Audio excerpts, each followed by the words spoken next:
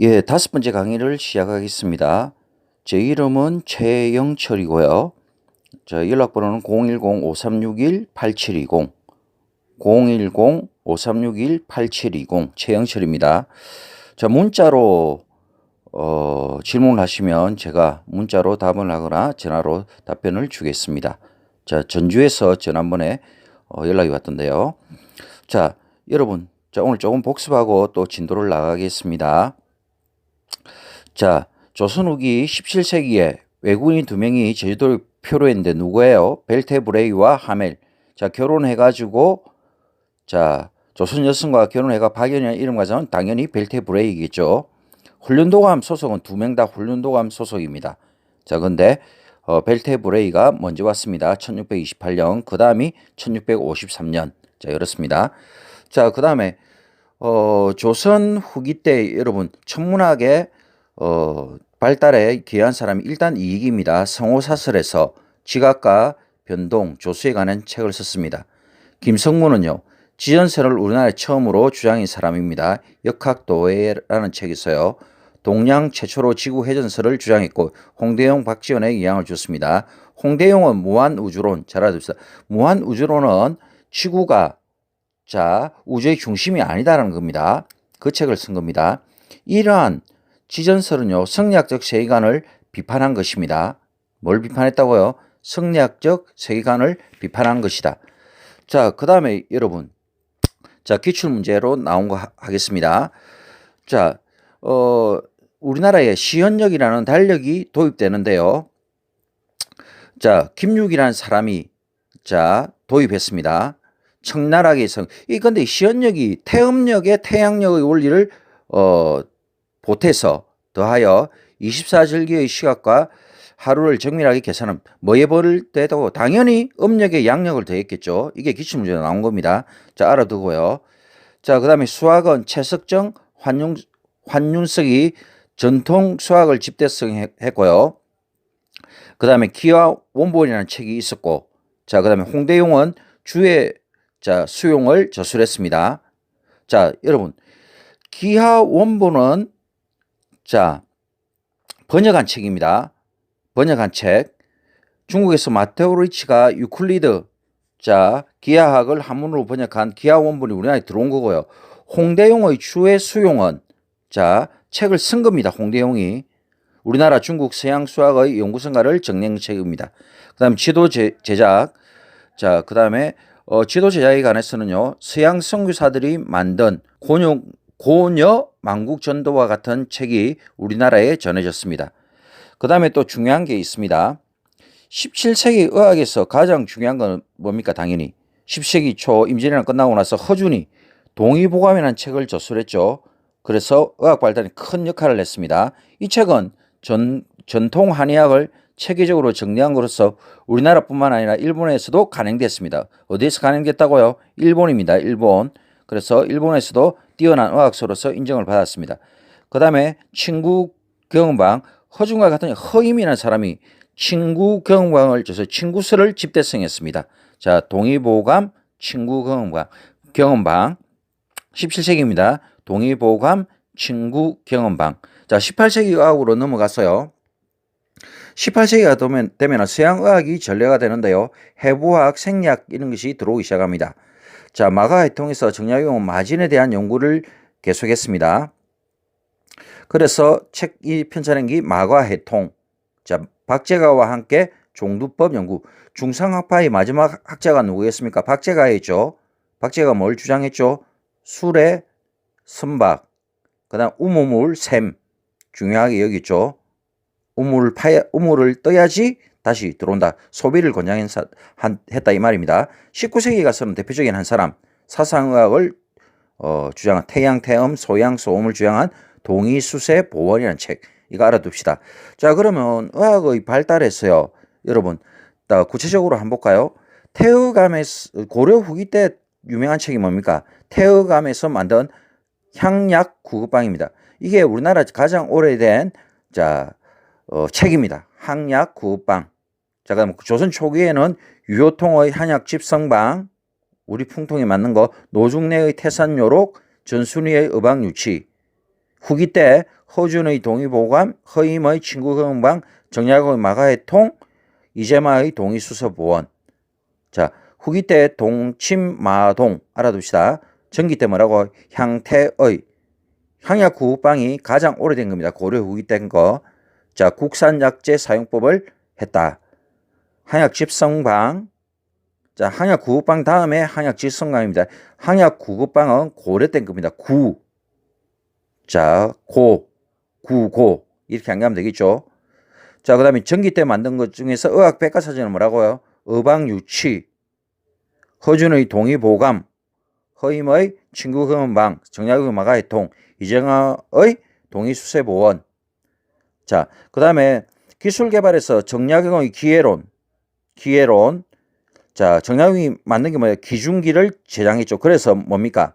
수원화성을 만들 때 사용했습니다. 자, 자, 기기도설이라는 게 있는데 이 책도 기출문제로 나왔습니다. 자, 서양 선교사가 중국에서 펴낸 기기도설을 참고해서 정약용이 거중기를 만들었다. 자, 다시 봅시다. 기기도설은 중국인이 썼다. X. 서양 선교사가 중국에서 펴낸 기기도설. 서양인이 썼습니다. 자, 여러분, 그 다음에 정약용이 정조가 수원에 행차할 때 한강을 안전하게 건너도록 배다리 주교를 만든. 배다리는 뭐냐? 배를 쭉 세워가지고 그 위에 다리를 만드는 배다리를 설계했다 이 말입니다. 자, 어업기술의 발달. 자, 어사를 설치하고 이라고도 김양식이 17세기에 시작됐고 18세기 후반에 냉장선이 등장했고 그 다음에 정약전은 흑산도에서 책을 썼습니까? 자산어보 155종의 자, 해산물에 대한 자산어보라는 책을 썼습니다. 제 기억에 전에 한번 정약전이 거제도라고 이렇게 설명한데 거제도가 아닙니다. 흑산도입니다. 바꾸겠습니다. 흑산도 자산어보 알아둡시다. 이 자산어보는 기출문제로 몇 번 나왔습니다. 반드시 알아둡시다. 자, 정약전하고 관련되는 박해가 뭐였어요? 신해요, 신유예요. 신유입니다. 정약전, 정약용은 신유 박해입니다. 자, 두 번째 박해인 신유 박해입니다. 그 다음에 농서. 자, 상업적 농업이 발달하는데 조선 후기예요. 그래서 채소, 과수, 원예, 양잠, 축산에 관한 농업기술이 발달하는데 책 한번 볼까요? 자, 신속의 농가집성, 박세당의 색경, 홍만선의 산림경제, 서우서의 해동농서, 서육의 임원경제지. 자, 알아둡시다. 순서를. 농색산해임. 자, 알아두고요. 자, 그 다음에, 자, 여러분, 그 다음에 농업기술에 보면요. 고려 때는 어떻게 됩니까? 자, 고려 때는 시위법이 발달해가 휴영지가 감소합니다. 융작법 2년 3작의 발달했고요. 이양법의 남부지방 일부 보급, 심정법의 일반화, 깊이 판다 이 말입니다. 심정법은 목화의 재배 성공, 조선전기 때는요. 시비법의 자, 탭이 주는 겁니다. 시비법이 뭐라고요? 탭이 주는 방법의 획기적 발달, 휴영지가 소멸한다. 쉬는 땅이 소멸한다. 없어진다 이 말입니다. 고려 때는 감소였죠. 자, 봅시다. 중요한 거 나옵니다. 이제 이양법 남부지방 보급, 정부의 강력한 금지. 자, 조선전기 때는 이양법을 금지시켰습니다. 2년 3작 성행, 건사리, 물사리, 목화의 전국적 재배, 가을가리 보급, 농종법의 일반화. 자, 농종법의 일반화. 이 때는요. 이양법의 전국화 발생, 한 사람이 한 집이 넓은 땅을 경작할 수 있었단 말이죠. 그래서 어떤 사람은 부자가 되고 어떤 사람은 임노동자가 되고 하루 일당 받고요. 자, 농민의 계층분화. 자, 광작 농민의 계층분화. 이거 나오면 뭐라고요? 조선 후기입니다. 광작. 자, 가을가리 전국화, 건정법의 전국화, 담배, 고추, 감자, 고구마가 전래되고요. 봉가리의 보급, 상품작물의 재배. 자, 책을 한번 보면요. 고려시대 때 농삼집료, 자, 조선전기 때 농사직설, 금양잡록, 사시찬요. 자, 후기 때, 조선 후기 때 농가집성, 색경, 산림경제, 임용경제지. 자, 농가집성은 후기 거고 농사직설은 전기 겁니다. 농상집료는요. 자, 이암이라는 사람이 원에서 수입해서 자, 연구한 겁니다. 농상집료. 자, 알아둡시다. 그 다음에 수리관계시설이 발달됐다. 이 말입니다. 자, 여러분, 기출문제에 보면요. 기억, 허임은 친구 경험을 저술하여 친구 수를 집대성이다. 맞죠? 허임. 디귿, 신송은 농가집성을 편행사를 중심으로 농법을 소개하고 의향법을 보급했다. 농가집성. 맞고요. 미음, 정약용은 기기도서를 참고하여 거중기를 만들었다. 맞고요. 니은 볼까요?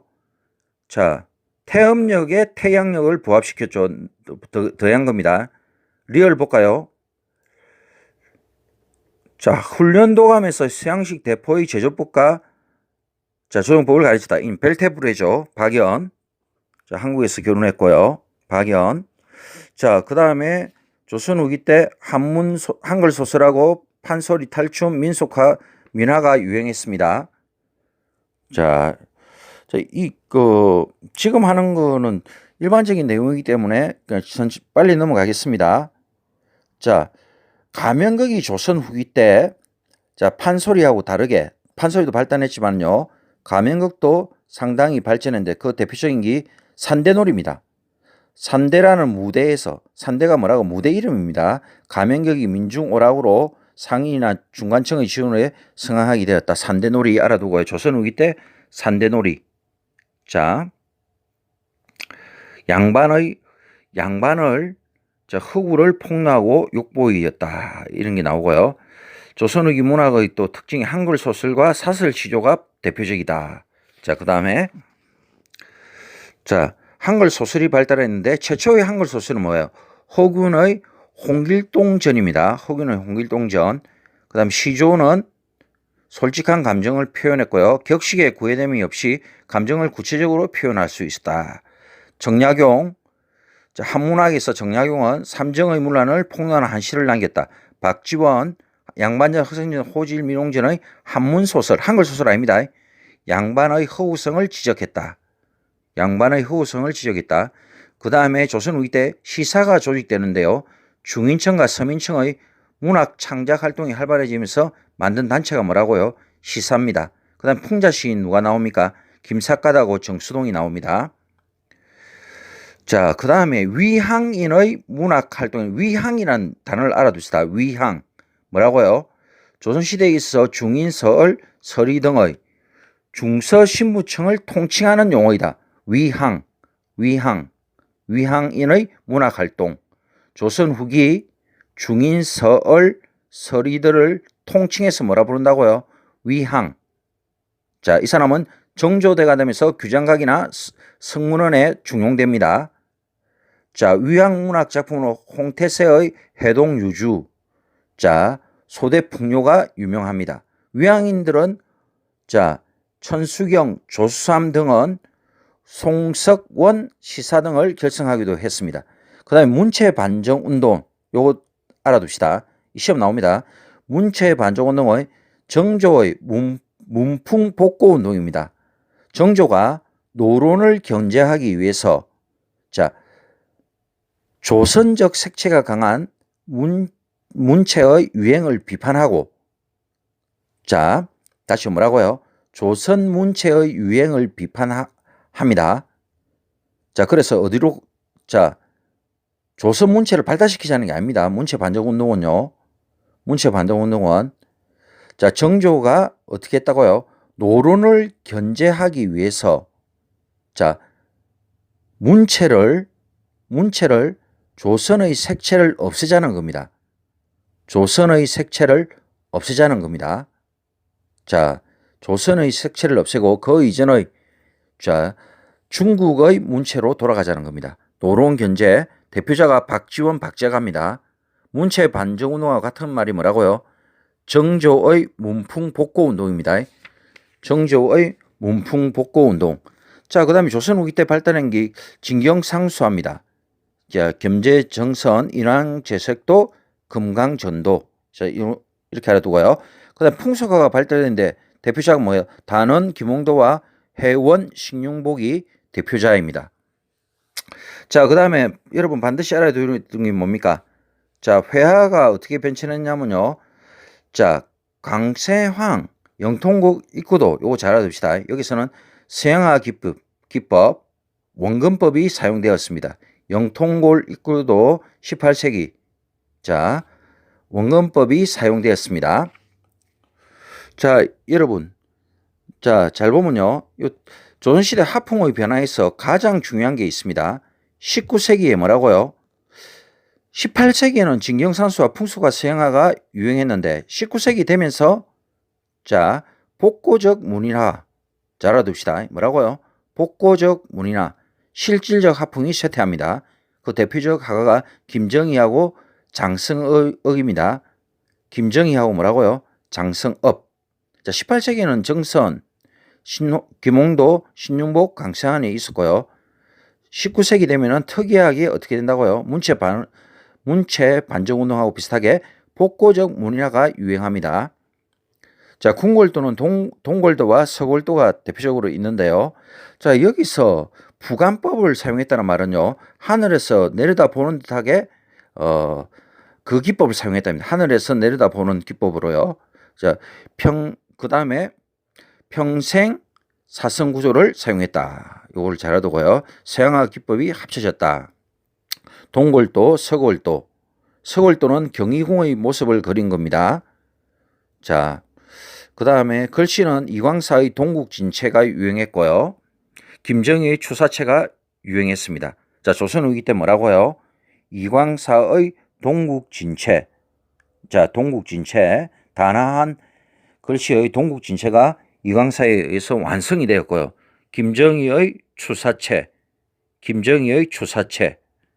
자, 조선 후기 때 건축은요. 대규모 건축물이 세워졌는데 자, 17세기 한번 볼까요? 규모가 큰 다층 구조이다.